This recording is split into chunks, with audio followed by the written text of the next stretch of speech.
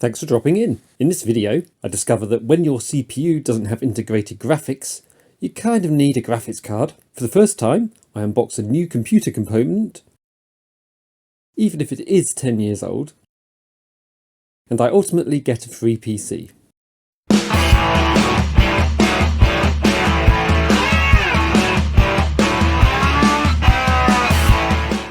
I was recently having a look around eBay when I came across an HP Z230 SFF Workstation PC from Computer Hive, an eBay seller I've used and mentioned on this channel previously. This video is not sponsored and all items were purchased myself. Originally it was for sale for around 55 UK pounds, and I took an interest because it has an i7-4790 quad-core 8-thread CPU in it, which is still worth around £30 on its own second hand. It also had 16GB of RAM, but has 4x4GB sticks, which don't have a lot of value in 2024, although I'd be able to find a use for them. There was no storage however, so I put it in my watch list and put it on the back burner. Fast forward a few days, and I received an offer that it had been reduced in price to $39.99, which also corresponded with an eBay offer of 20% off purchases that day. This made the total £31.99 UK pounds, which is the value of the CPU on its own. I could switch that out and sell the i7-4790, put a lesser but still functional CPU in its place, and have a free PC to either sell or give away. This was an offer too good to refuse, so I bought it. As usual from Computer Hive, it turned up promptly and well packaged, and upon opening the HP Z230 SFF Workstation was revealed, in good condition with just a few expected wear and tear marks.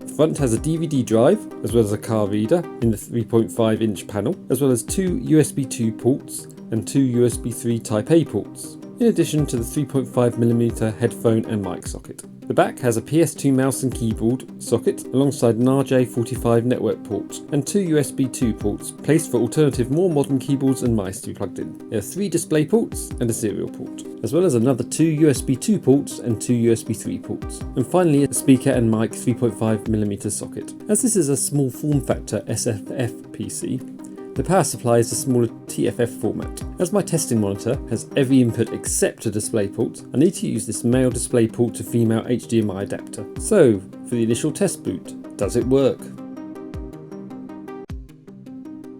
Yes, and a quick look at BIOS, accessed by pressing the F10 key on this particular PC, showed we had the advertised specifications. All good. First job is to see if the RAM happens to be anything interesting. Although 4GB DDR3 sticks generally have very little value these days, heatsink gaming RAM still holds a little value, as does HP or Dell branded RAM with part numbers, as people like to get this to guarantee compatibility.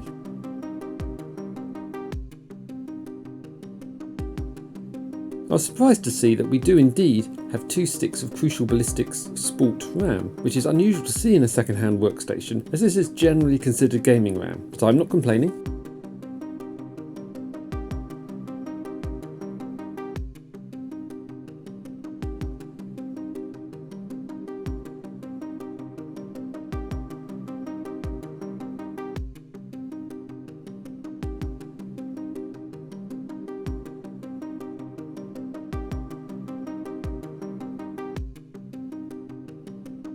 There are also two sticks of HP part-numbered SK Hynix RAM, which would have been the original RAM, and the ballistics probably added subsequently as an upgrade. Both of these sets are worth a few quid, so I'll probably sell it and replace it with 16GB of generic mixed RAM. This isn't ideal, but as long as the PC is happy and it's stable, then there's a free PC to give away. Meh.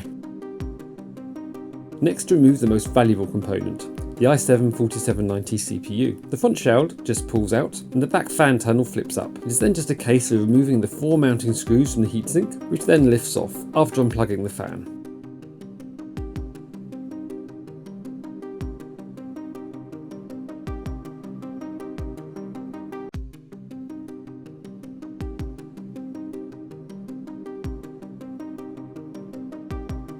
The thermal paste is pretty much completely dry, so probably the original, so I wipe this off the CPU while it is still in the socket.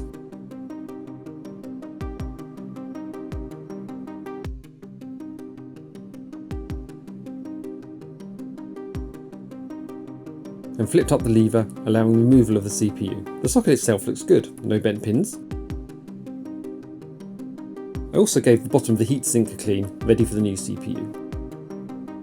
So the plan was to sell the 2x4GB Crucial Ballistics RAM, which is maybe worth £10, also sell the HP part numbered RAM, maybe another £10, and also the i7-4790 for about £30. I'd previously won an eBay auction a while ago for a Xeon 1220V3 CPU, which is also a socket 1150 CPU with 4 cores and 4 threads, for around £2, although the i7-4790 has 4 cores and 8 threads. On eBay, Xeon CPUs with similar specs to their Core i5 or i7 counterparts can often be bought for very little money, as they are generally ripped out of business machines and don't have the same consumer appeal as Core i5 or i7 branded CPUs. As this is a 4-core and 4-thread CPU, it's equivalent to the i5s of the generation. I was thinking of swapping this in, but then it dawned on me that this particular model does not have an integrated GPU, and as the case is low profile, I don't have a GPU that would fit, so bang goes that plan. On hunting around, however, I do have an unopened boxed Pentium G3440, also of the same generation, using the 1150 socket, but with only 2 cores and 2 threads, it's not going to have killer performance.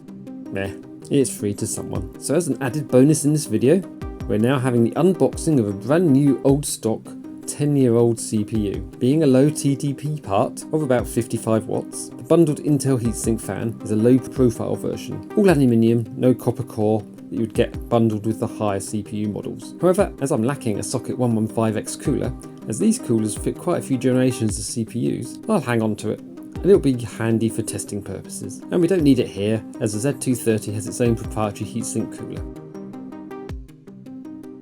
The CPU is present and correct, and then the usual paperwork, complete with rusty staples showing the age of this boxed CPU, and a case sticker.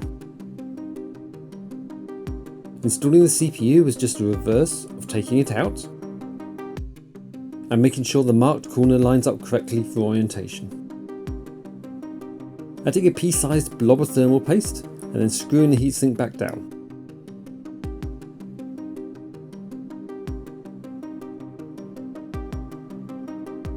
Plugging the fan back in and flipping the tunnel back into place and replacing the shroud.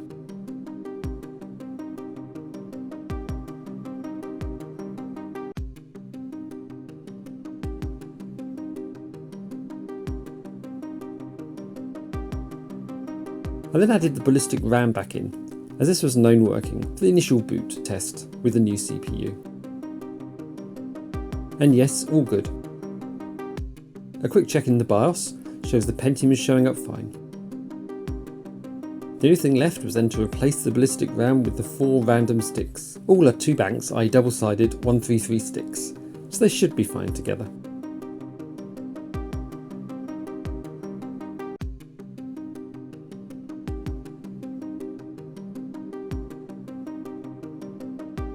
I then added a 750GB hard drive I had lying around. With the Pentium and the hard drive, this isn't going to be a speed demon, but it will be free. It was then just a matter of flipping the drive bay back down into position. There are plenty of free SATA ports on the motherboard, as well as a 2.5-inch bay, if an SSD did want to be added in the future.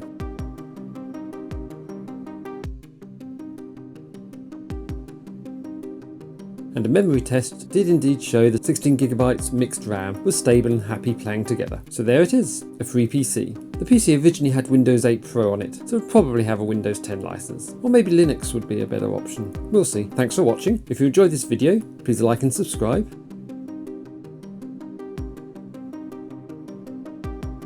And leave a comment below. Take care, and I'll see you again soon.